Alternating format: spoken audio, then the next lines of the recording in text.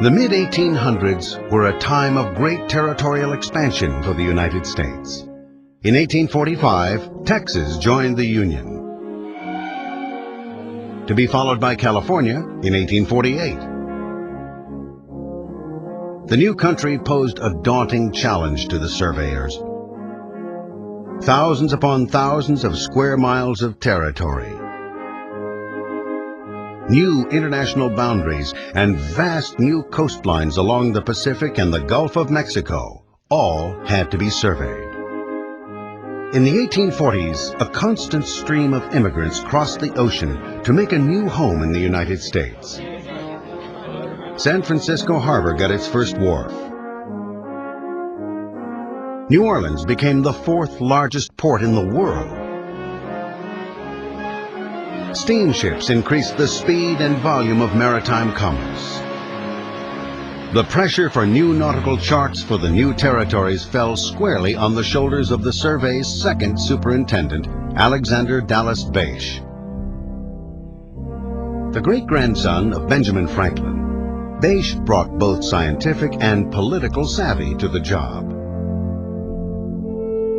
He built the survey into a scientific powerhouse that harnessed the latest technology to advance the precision of surveying. One of his achievements was to use the brand new invention of the telegraph to improve the accuracy of fixing longitude. Surveyors determined longitude, that is the distance east or west on the globe, by measuring differences in the time a star is seen in place A versus the time it is seen in place B. But traveling with a clock over distances can lead to inaccuracies. Bache recognized that the telegraph could eliminate the need for the clock to travel. In 1846, he conducted an experiment connecting an astronomer in Philadelphia to a clock in Washington, D.C.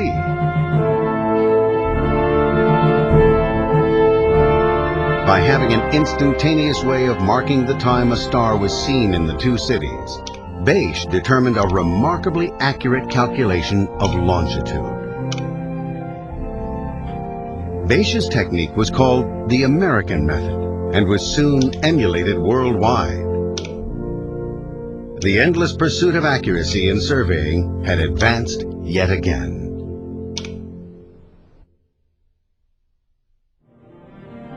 Bache also set a new standard for tide measurements.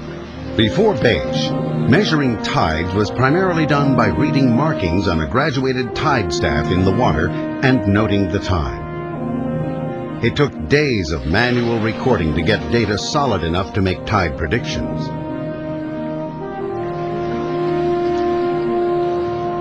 Bache introduced a new device, an automatic tide gauge that traced the water movement up and down on graph paper. In 1854, one of the new gauges was installed in San Francisco. Though the technology has changed over time, it marked the beginning of continuous tide observations in this one spot. More than 150 years later, water level data is still being gathered here. Just 6 months after the San Francisco tide gauge was installed, a small tsunami wave crossed the Pacific.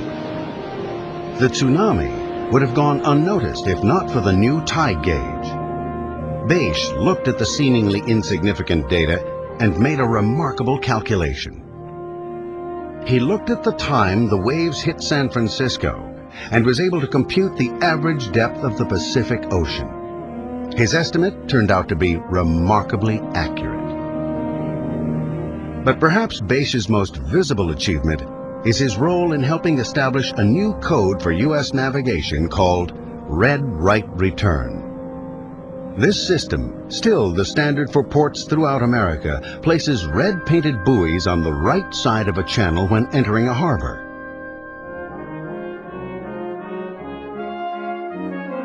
Despite Bache's success in science and navigation, he was having trouble staffing his survey teams on the West Coast. The California gold rush was drawing many able-bodied men away from less lucrative survey work.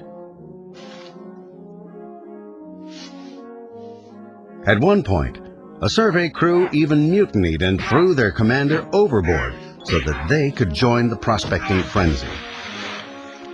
Bache put out a call. Wanted.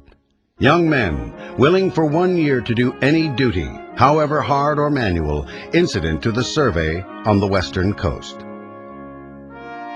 Answering his call was one of the greatest scientists to ever work for the survey, George Davidson.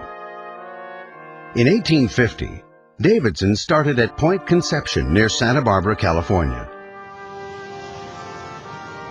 The surveyors made countless surf landings on the rocky coast in all kinds of weather. Davidson was swamped and tossed overboard frequently. Others paid more dearly, including 6 men who died when their boat overturned in 1867. Still, they persevered. For the next 7 years, they traveled up and down the coast, locating the major headlands, uncovering dangerous shoals, and determining the placement for lighthouses and buoys still in use today.